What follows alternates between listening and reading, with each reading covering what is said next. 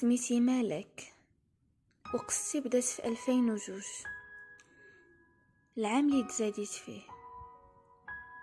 ماما الله يسمح ليها ما كانش بغات تولدني، شربت شحال من حاجه، قالت لي غير باش تطيحني، ولكن سبحان الله ربي بغاني نشوف هاد الدنيا.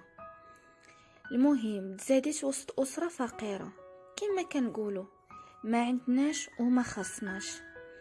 بديت كنكبر وكنشوف خوتي كيمشيو للمدرسه، شحال كانت كتحمقني سميت هاد الكلمه، كلمه المدرسه. كنمشي نجري عند ماما وكنقول لها ماما فوقاش غنمشي نقرا، كتشوف فيا وهي مبتسمه وكتقول لي قريب ان شاء الله. جا النهار اللي غندخل فيه المدرسه، باقا كنعقل ديك الساعه اختي الكبيره هي اللي مشات معايا للمدرسه، شدات لي يديا وانا فرحانه وما قداني فرحه. دخلت اول مره كنشوف القسم، طاولات، السبوره. الصراحه كان واحد الشعور اللي غريب بزاف. بدينا نقراو وكنت ديما كنجي من بين الاوائل في القسم. طلعت الاعدادي كذلك، دارنا كانت كتجيهم مساله عاديه، ما كانوش كيشجعوني او كيقولوا لي مزيان برافو عليك برافو عليك بنتي كملي، لا لا نهائيا. كيبقى فيا الصراحه الحال بزاف، ولكن رغم ذلك ما كيهمنيش الامر. كنت ديما كنتنافس مع الاوائل وكنبغي نكون الاولى في القسم. طلعت للثانوي وديما الهدف ديالي نقرا ونحقق شي حاجه في حياتي. داز سانكيام نجحت بنقطه اللي زوينه بزاف وكتفرح، واللي هي 17.23. بدا العام الثاني ديال السيزيام وانا فرحانه وكل حماس باش تاني نخدم ونتقاتل باش نجيب شي نقطه اللي تكون زوينه وحسن من العام اللي فات. لكن هاد العام ما كانش اخوتي بحال الاعوام اللي فاتوا. فهاد العام وقعوا احداث اللي غيروا لي حياتي. بدا العام ديال السيزيام وانا فرحانه ومتحمسه نقرا ونخدم ونتقاتل باش نجيب شي نقطه اللي زوينه. بدا العام عادي حتى لواحد النهار وانا خارجه من الثانويه مع 6 ديال العشيه غادا للدار. داك النهار السبت كان الطريق خاويه، مع العلم ان الطريق بين الثانويه والدار بعيده تقريبا شي 3 كيلومتر وكلها خلا. وانا كنتمشى في طريق شويه كنحس بشي واحد تابعني. درت لقيت واحد الراجل لابس جلابه كحله غادي من مورايا، ما ديتهاش فيه وكملت طريقي. شويه كنحس بالصوت ديال رجليه كيقرب ليا، خفت وقلبي بدا كيضرب وبدا كيدخلني الشك. بقيت كنزرب في المشيه وغيرت الطريق، درت ولقيته مازال تابعني وكيشوف فيا. صافي تما انا زدت خلعت وقلبي زاد كيضرب. بديت كنجري وحتى الجريه تلفات ليا مع الخلعه. عارفاكم غضحكوا عليا، ولكن والله العظيم في بحال هاد المواقف ما كتقدرش حتى تجري، كيخواو لك الركاب سبحان الله العظيم. المهم ما عليناش، بقيت كنجري ما حسيت براسي حتى لقيت يد شاداني من كتفي. كنلقاه ما تصوروش الخلعه اللي في يدك الساعه. قلت لي شكون نتايا، شنو باغي مني؟ شاف فيا وابتسم ابتسامه شريره.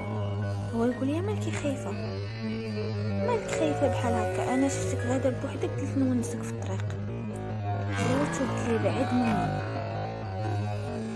بديت كنطر يدي منه باش نهرب، زاد زير عليا بيدي وقال لي بلا شوها.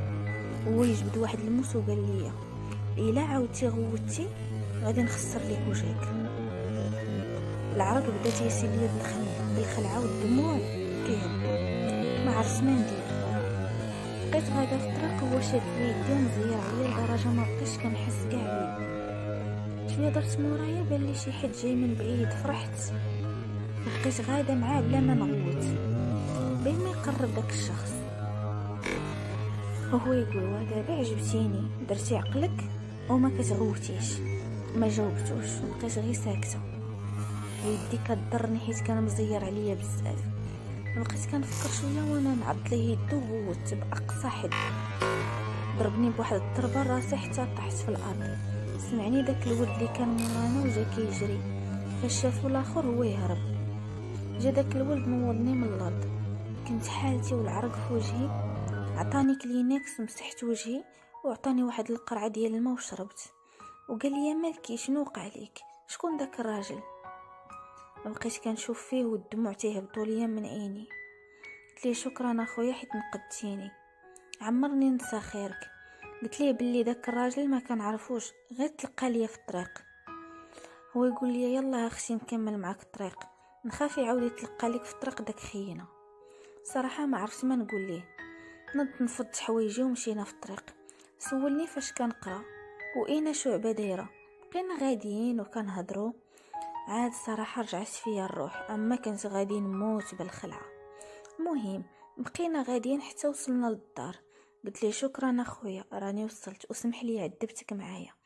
شاف فيا وضحك، قال لي لا ما تقوليش هكا، انا ما درت والو، يلا بسلامه عليك اختي.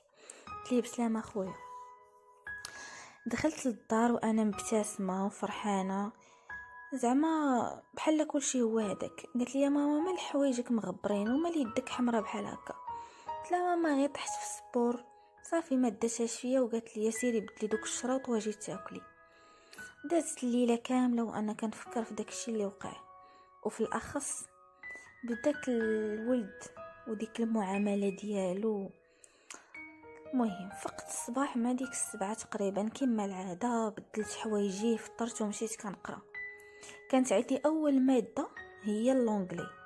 دخلت القسم جلست بلاصتي وجدت اموري. كانت الاستاذه باقا ما دخلات. شويه وحنا نسمعوا الدقان في الباب، ناضت واحد البنت حلات الباب. هزيت راسي وانا نتصدم. عرفتوا شكون اللي لقيت؟ بقيت مصدومه بزاف. ما تصوروش الصدمه البنات. الولد اللي عاودت لكم عليه هو كان انيق ولابس مزيان، داير قميجه بيضه وسروال ديال الجين كحل، وكان داير بارفان واعره مع الدخله. كلشي كيقول واو البنات، كلشي تزعطوا فيه. تيقولوا واش هذا هو المفتش؟ شكون هذا؟ كان هاز واحد الشكاره في يديه. فاش شفتو تصدمت، خبيت راسي وخفتو لي يشوفني. دخل قال لنا السلام عليكم، نعرفكم براسي انا امين الاستاذ الجديد، غادي نقريكم الفتره مؤقته نظرا لان الاستاذه ديالكم تعرضت الحادثه ديال السير، ما تقدرش تخدم معاكم في هذه الفتره. ويلي لا ما يمكنش. بقيت مصدومه ومهبطه راسي. بقاو تيهضروا معاه التلاميذ، شي هو ياخذ ملف د الغياب وبقى تيدير لابيل حتى وصل لسميتي. عيط لي مالك، قلت لي بريزونت، وانا يا حانيه راسي ما سمعنيش. هز راسو ولا عيط لي مالك واش غائبه؟ هزيت راسي ورديت شعري للور وقلت لي بريزونت تيتشر. شاف فيا بقى مصدوم. واحد شويه ابتسم وكمل لابيل. بدا لينا الدرس. هو كيشرح مره تيشوف فيا تيقول لي اتس كلير، كنقول ليه يس. كلشي كان كيتفاعل معاه في الدرس وكلشي كيشارك. المهم داز الحصه في قمه الروعه، فهمنا الدرس وفي نفس الوقت ضحكنا مع الاستاذ. سالات الحصه وخرجنا. كلشي كيهضر على الاستاذ امين، كلشي عجبو الشرح نتاعو، كانت عنده كاريزما الصراحه واعره. عمري شفت شي استاذ بحال هذاك. كلشي كيكون متشوق وكيتسنى غير امتى تكون الحصه ديال الانجليزيه. كان استاذ محبوب عند كلشي وحتى حنا كنا عزازين عليه.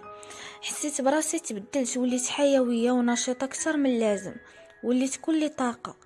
داز شهرين، واحد نهار 2 بالضبط كيف العاده اول حصه ليا هي لونجلي. فقت مع 7 وانا فرحانه ومتشوقه غير امتى نمشي. المهم وجدت راسي ومشيت للثانويه. دخلنا القسم وكلنا متشوقين نقراو ديك الحصه. واحد شويه هو يدخل الاستاذ امين، ما كانش كيف ما ديما. دخل ديك الحصه ما راشقاش ليه، هز الملف وبدا كيدير لابيل. من بعد عطانا واحد التمرين نخدموه وخرج. ما فهمنا والو. بدينا كنخدموا التمرين. شويه هو يدخل قال لنا واش ساليتو التمرين؟ قلنا ليه مازال. قال لي نحط دوك الاقلام، بغيت نهضر معاكم.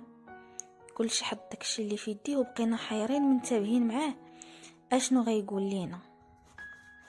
بقينا مركزين كنتسناو اش غيقول لينا الاستاذ امين. بقى ساكت وساهي وكيشوف جهتي. شوي هو يقول لينا تيقوني الا قلت لكم انتوما قسم رائع ومجدين وباغيين توصلوا تحققوا اهدافكم، خليتوني نخدم معاكم من قلبي. قرينا مجموعين، ضحكنا مجموعين، بصح دوزنا شهرين زوينه بزاف. ما عمرني شفت منكم شي سلوك خايب او شي حاجه.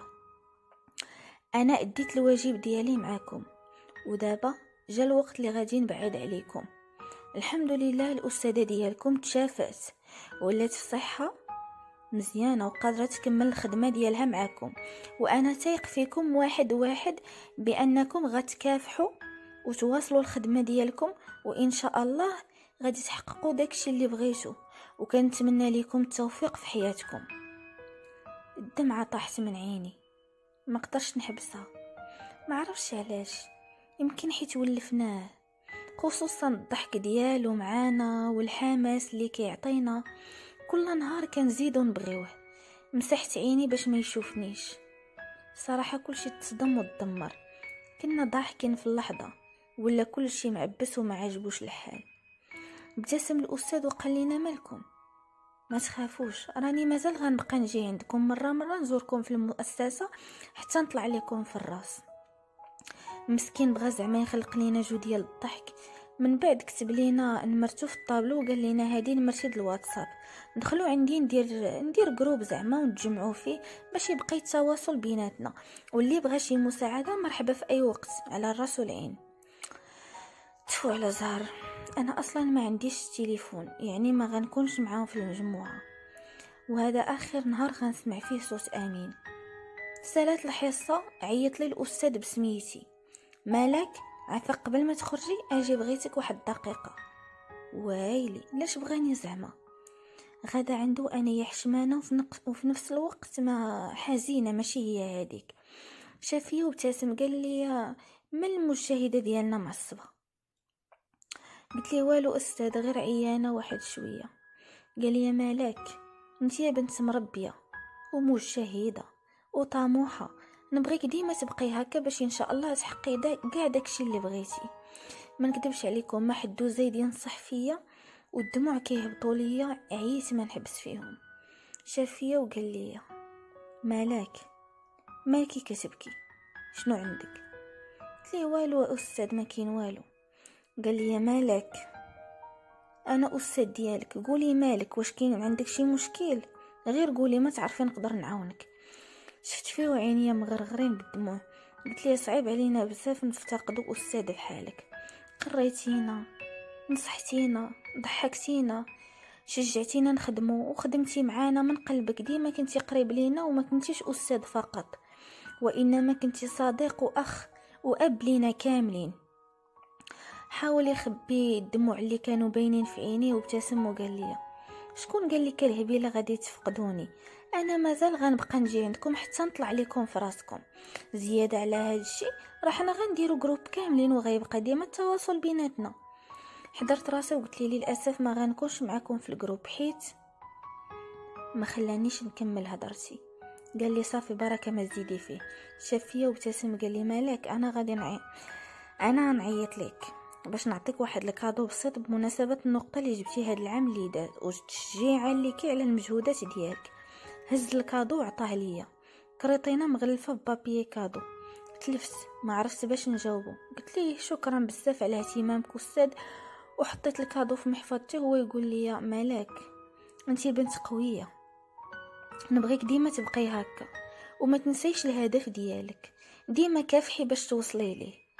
خرج وكاع الاحاسيس تخلطوا ليا. تلقوني البنات كيسولوني اشنو قال لك الاستاذ امين؟ قلت لهم والو، غير بغى الدفتر ينقل منه شي حاجه. دوز داك الصباح كئيب، غير ساهيه وتنفكر. الصراحه حسينا كاملين بالحزن، كما كيقولوا الفراق صعيب. دوزنا النهار ماشي حتى تما، كلشي ما عجبوش الحال. المهم رجعت للدار، رجعت العشيه وكنت عيانه. مهم بدلت حوايجي وحطيت راسي على المخده.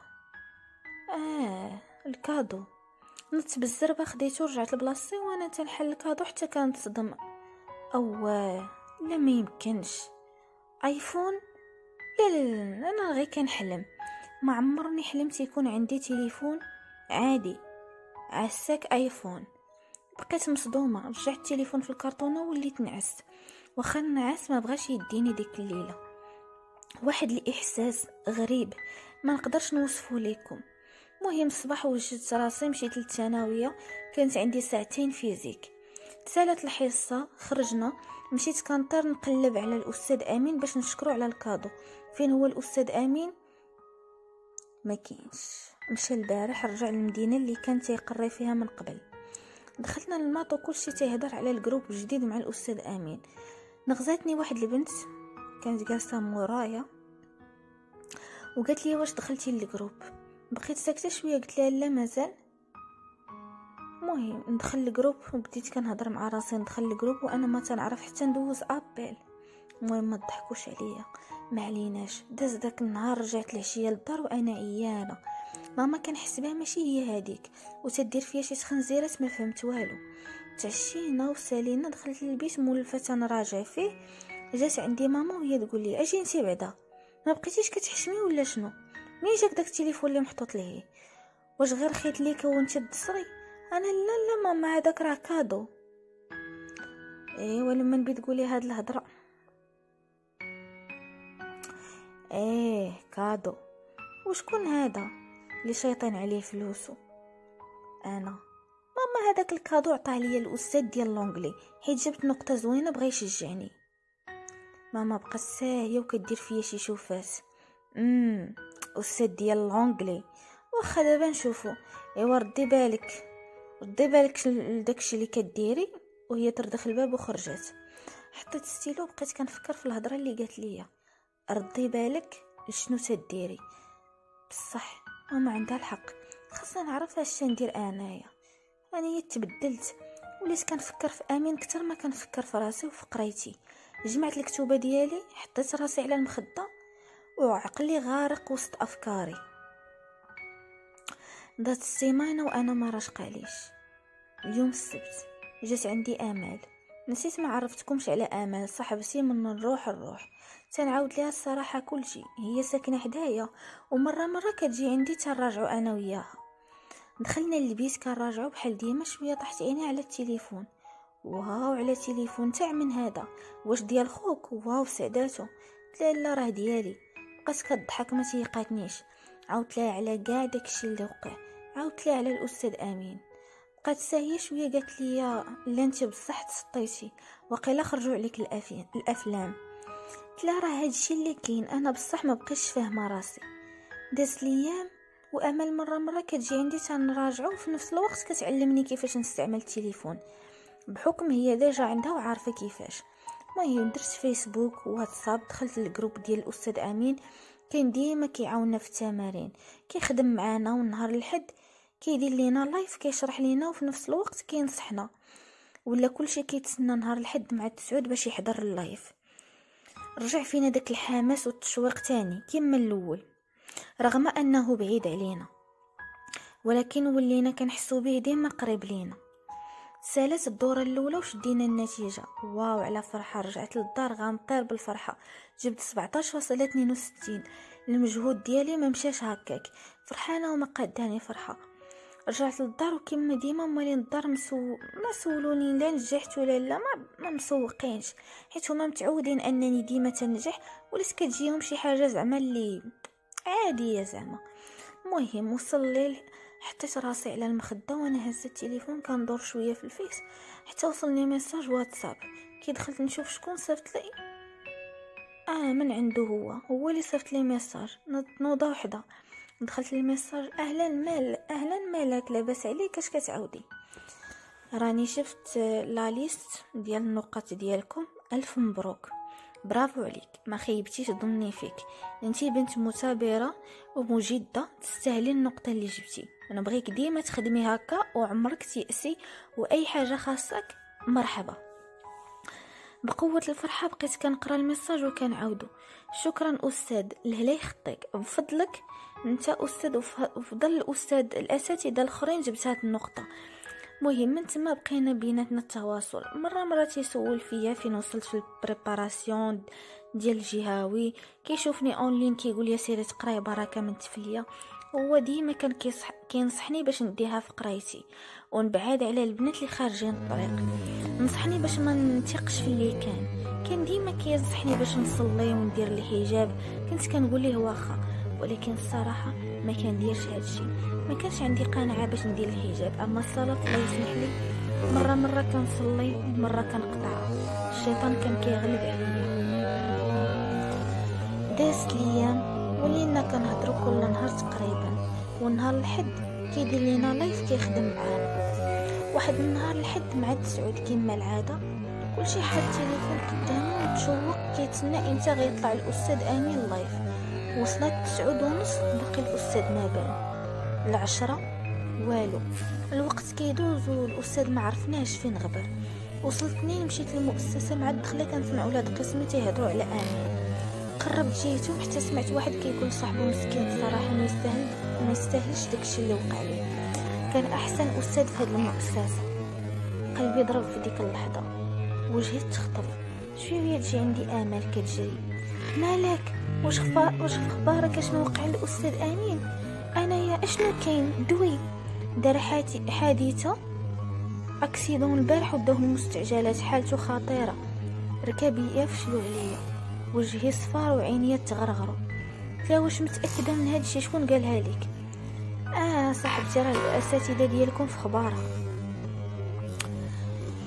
صونات. دخلت القسم وانا مصدومه، ماشي غير انا الصراحه، القسم كامل ما عجبوش الحال وتاثر بداكشي اللي وقع للامين. سالات الحصه جمعنا كاملين، اتفقنا الغد ليه غادي نمشيو نشوفوا امين في السبيطار. رجعت للدار وفي الطريق كامله وانا كنفكر كيفاش غنقنع مالين الدار يخلوني نمشي. هضرت مع ماما في الموضوع ولكن للاسف رفضات. بقيت كنرغبها والو ما بغاتش، بحال كطلبي في الحيط. اش هاد الزهر عندي يا سيدي ربي. بقيت كنشوف امين، بغيت نعاود نشوفه غير مره واحده ولو الاخر مره. دخلت البيت بقيت كنبكي شويه وانا نسمع الدقه. نحلات ماما الباب: امل هادي جات عندي حيت عارفاني غادي نكون متدمره، حيت هي اكثر انسانه كتحس بيا. قلت لها: ماما ما خلاتنيش نمشي معكم نشوف امين. قالت لي: ما تخافيش غادي نتكلف. مشيت عند ماما بقيت كتهضر معها حتى قنعتها تخليني نمشي. هادشي باش مزيانين الصحابات. في الاخير قنعتها كما قلت لكم، ومشينا في الصباح بكري. دازت عليا امال ومشينا للمؤسسه. لقينا الجروب اللي اتفقنا معاه كيتسناونا باش نمشيو نشوفوه. توكلنا على الله ومشينا. غدا وكندعي: يا ربي تشافي الاستاذ امين، يا ربي تشافيه وتعافيه. ما عرفش علاش كنت مخلوعه بالزيد، يمكن حيت ولا بالنسبه ليا بحال شي فرد من العائله. وصلنا السبيطار، سولنا على الغرفه ولكن ممنوع ندخلو كاملين، شخص واحد هو اللي يمكن ليه يدخل. قالت لهم امال خليو مالك هي اللي تدخل. منين حليت الباب بشويه ودخلت عليه قلت: السلام استاذ، كي بقيتي؟ شاف فيا تصدم، قال لي: اش كديري هنا؟ قلت ليه: جيت نشوفك كي بقيتي، ما جيتش بوحدي، جينا كاملين وراهم على برا. ابتسم وقال لي: راني قلت لكم نتوما مغامرين، علاش عذبتوا راسكم حتى لهنا؟ بقينا كنهضروا شويه وقال لي: مالك انا عارفك قويه، ولكن دابا بغيتك تزيدي تكوني قويه، بغيتك توصلي، بغيتك تحققي داكشي اللي كطمحي ليه. الحياه راه لحظه ما كتعوضش، تهلاي في راسك وديها في قرايتك.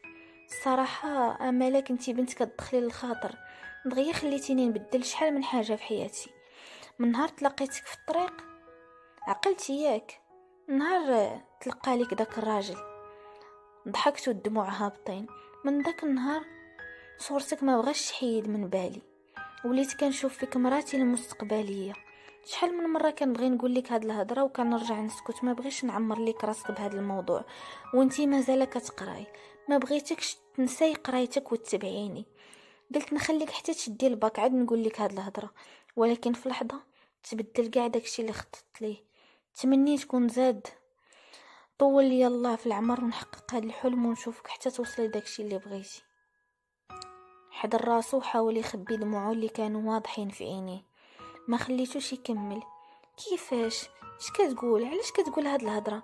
انت ما عندك والو، راه غتبرى ان شاء الله وغتولي كيف ما كنتي ولا حسن. كاع علاش كتسايل على راسك؟ كندوي والدموع تينزلوا ليا. شاف فيا ويقول لي مالك، بغيتك عافاك تكوني قويه وما تصدميش وتسمعي لهادشي اللي غنقول لك.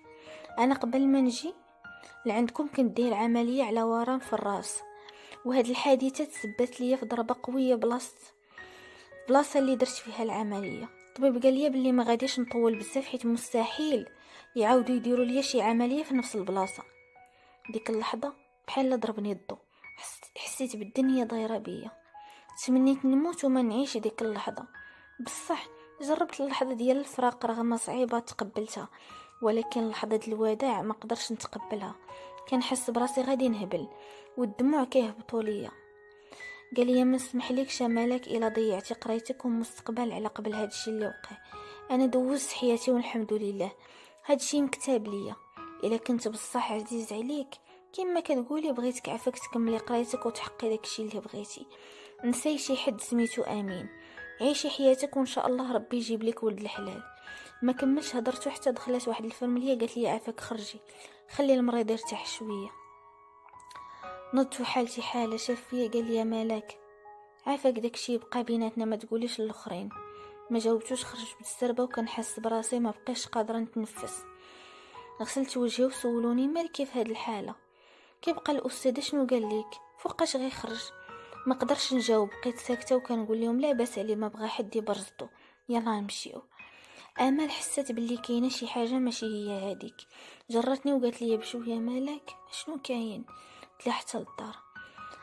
رجعنا وحالتي حاله، كنحس براسي غادي نتصدى. وصلنا للدار، جات عندي امال قالت لي شنو قال لك امال؟ امين دوي شنو كاين؟ عاودت ليها وانا باقا مصدومه، حتى هي تصدمات وحاولت تواسيني وتصبرني. داز 15 يوم ما مشيتش نقرا، مالين الدار ما عرفوش مالي. كيتصحاب ليهم بلا مريضه، داوني للسبيطار قال لهم الطبيب ما عندي والو. رجعنا للدار قالت لي يا ماما ها هو الطبيب قال لينا ما عندك والو، بركه من الفشوش ونوضي غدا غادي تمشي تقراي. رجعت لقرايتي وامل مره كانت مسكينه كتجي عندي كتواسيني وكترد لي عقلي. واحد النهار دخلت للكونت ديالو لقيتهم بلوكيني وخرج من الجروب وحتى نمرتو ما خداماش. حاولت نسي راسي ونرجع نديها في قرايتي. واحد الليله وانا جالسه تنراجع خديت التليفون ورجعت نقرا الميساجات القدام ديالي انا وامين والنصائح اللي كان تنصحني تنقرا والدموع تيهبطوا ليا، خصوصا فاش نصحني ندير الحجاب ونبقى نصلي. ندمت لحقاش ما كنتش كنطبق داكشي اللي تينصحني به. درت شي سيمانه قررت ندير الحجاب ونبدا نصلي. قررت نتشبت بقرايتي والهدف ديالي نرضى بالقضاء والقدر وداكشي اللي مكتبوا لي الله. داز سيزيام جبت 12.41. تصدمت، ولكن عادي نجيب هاد النقطه وانا الدوره الثانيه ما بقيتش مهتمه بقرايتي. داز الوقت قررت نولي كيما كنت من قبل، ما نخليش داكشي اللي وقع ياثر عليا. قررت نجتهد ونخدم مزيان في الباك ونجيب نقطه زوينه. داز الايام وجا العام اللي خاصني نعطي فيه كل ما عندي. حاولت ننسى داكشي اللي وقع. بديت عام جديد كله حماس وثقه. داز العام كامل وانا كنجتهد ونسهر ونقرا. حاولت نعطي جهدي كامل، تسالى وجات اللحظه الحاسمه بالنسبه لي. الحمد لله 16.54. اجتهدت وربي جازاني. فرحت بزاف بديك النقطه. سالينا القرايه وجات العطله، حسيت براسي حطيت حمل ثقيل كنت هازه عليا، ولكن هادشي ما كيعنيش انني قطعت الواد ونشفو رجلي. لا، باقي تابعني طريق طويله اللي خاصني نتبعها باش نحقق الحلم ديالي.